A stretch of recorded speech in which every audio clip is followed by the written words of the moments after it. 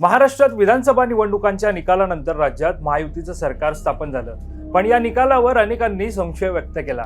यानंतर ईव्हीएम मध्ये फेरफार केल्याचा आरोपही सातत्याने महायुतीवर करण्यात आला।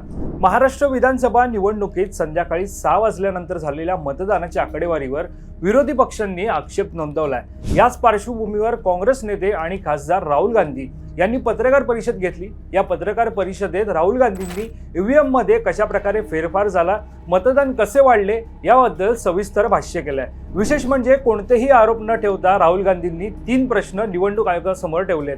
हे प्रश्न कोणते आहेत ते आपण या व्हिडिओच्या माध्यमातून जाणून घेऊया। नमस्कार, मी वैभव पाटील, माय महानगरमध्ये आपलं स्वागत। सुरुवातीला आपण राहुल गांधींनी उपस्थित केलेले प्रश्न पाहूयात। गेल्या 5 वर्षात जितके मतदार वाढले त्यापेक्षा जास्त मतदार संख्या 5 महिन्यात कशी वाढली? महाराष्ट्रातील प्रौढ मतदार संख्येपेक्षा 2024च्या विधानसभेतील मतदार जास्त कसे? कामठी मतदारसंघात जेवढे नव मतदार वाढले तेवढ्याच फरकाने भाजपचा विजय कसा झाला? आता या प्रश्नासोबत मांडलेले मुद्दे सविस्तर पाहूयात। पहिला प्रश्न, गेल्या 5 वर्षात जितके मतदार वाढले त्यापेक्षा जास्त मतदार संख्या 5 महिन्यात कशी वाढली? विधानसभा निवडणूक 2019 ते लोकसभा निवडणूक 2024 या 5 वर्षात 32 लाख मतदारांचा याद्यांमध्ये नव्याने समावेश करण्यात आला। पण लोकसभा 2024 ते विधानसभा 2024 या 5 महिन्यात 39 लाख नवे मतदार समाविष्ट झाले। लोकसभा निवडणुकीनंतर 5 महिन्यात समाविष्ट झालेले मतदार आधीच्या 5 वर्षांतल्या मतदारांपेक्षा जास्त कसे?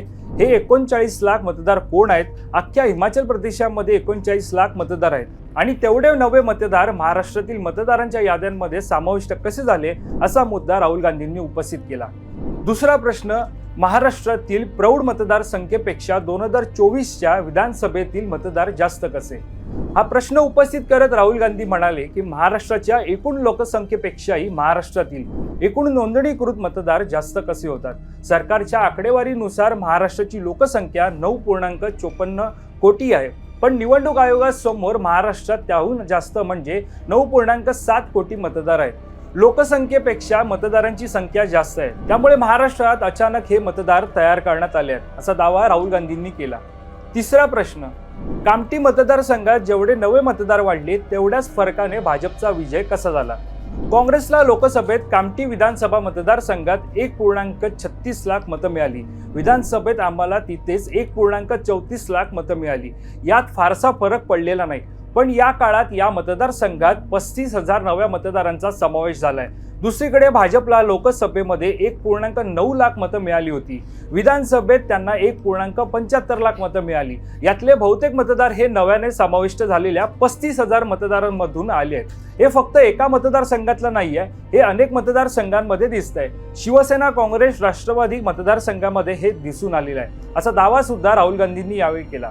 इतकंच नव्हे तर आम्हाला लोकसभा आणि विधानसभा निवडणुकीच्या मतदारांची यादी हवी आहे, त्यांचं नाव, पत्ता आणि फोटोसह ही यादी द्यावी अशी मागणी सुद्धा राहुल गांधी यांनी निवडणूक आयोगाकडे केली आहे। त्यामुळे निवडणूक आयोग राहुल गांधी यांनी उपस्थित केलेल्या प्रश्नांची उत्तरं देणार का आणि राहुल गांधी यांनी मांडलेल्या मुद्द्यांनुसार या आकडेवारीमध्ये तफावत आढळते का हे पाहणं महत्त्वाचं ठरणार आहे। या संदर्भातील अधिक माहिती जाणून घेण्यासाठी तुम्ही मायमहानगर.com लॉग इन करा, आमचं Facebook page, Instagram page, Twitter page like करा, माय महानगर लाईव्ह या यूट्यूब चॅनलला सबस्क्राईब करा।